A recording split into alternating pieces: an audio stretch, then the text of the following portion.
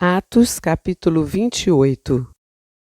Uma vez em terra, verificamos que a ilha se chamava Malta. Os nativos nos trataram com singular humanidade, porque, acendendo uma fogueira, acolheram a todos nós por causa da chuva que caía e por causa do frio. Tendo Paulo ajuntado e atirado à fogueira um feixe de gravetos, uma víbora, fugindo do calor, prendeu-se na mão dele. Quando os nativos viram a víbora pendurada na mão de Paulo, disseram uns aos outros: certamente este homem é assassino, porque, salvo do mar, a justiça não o deixa viver. Porém ele, sacudindo a víbora no fogo, não sofreu mal nenhum. Mas eles esperavam que Paulo viesse a inchar ou a cair morto de repente. Depois de muito esperar, vendo que nada de anormal lhe acontecia, mudando de opinião, diziam que ele era um deus. Perto daquele lugar havia um sítio que pertencia ao homem principal da ilha, chamado Públio, o qual nos recebeu e hospedou com muita bondade durante 3 dias. Aconteceu que o pai de Públio estava enfermo de desinteria, ardendo em febre. Paulo foi visitá-lo e, orando, impôs-lhes as mãos e o curou. À vista deste acontecimento, os demais enfermos da ilha vieram e foram curados, os quais nos distinguiram com muitas honrarias. E, tendo nós de prosseguir viagem, nos puseram a bordo tudo o que era necessário. 3 meses depois, embarcamos no navio de Alexandria, que tinha passado o inverno na ilha. O navio tinha por emblema os deuses gêmeos Castor e Pólux. Chegando a Siracusa, ficamos ali 3 dias. Dali, navegando ao longo da costa, chegamos a Régio. No dia seguinte, começou a soprar o vento sul e, em 2 dias, chegamos a Puteoli, onde encontramos alguns irmãos que nos pediram que ficássemos com eles 7 dias, e foi assim que nos dirigimos a Roma. Tendo ali os irmãos ouvido notícias nossas, vieram ao nosso encontro até a praça de Ápio e as 3 vendas. Ao vê-los, Paulo deu graças a Deus e sentiu-se mais animado. Uma vez em Roma, Paulo recebeu permissão para morar por sua conta, tendo em sua companhia o soldado que o guardava. 3 dias depois, ele convocou os principais dos judeus. Quando estavam reunidos, Paulo disse: meus irmãos, apesar de nada ter feito contra o povo ou contra os costumes paternos, vim preso desde Jerusalém, entregue nas mãos dos romanos. Estes, depois de me interrogarem, quiseram soltar-me porque não encontraram em mim nenhum crime passível de morte. Diante da oposição dos judeus, fui obrigado a apelar para César,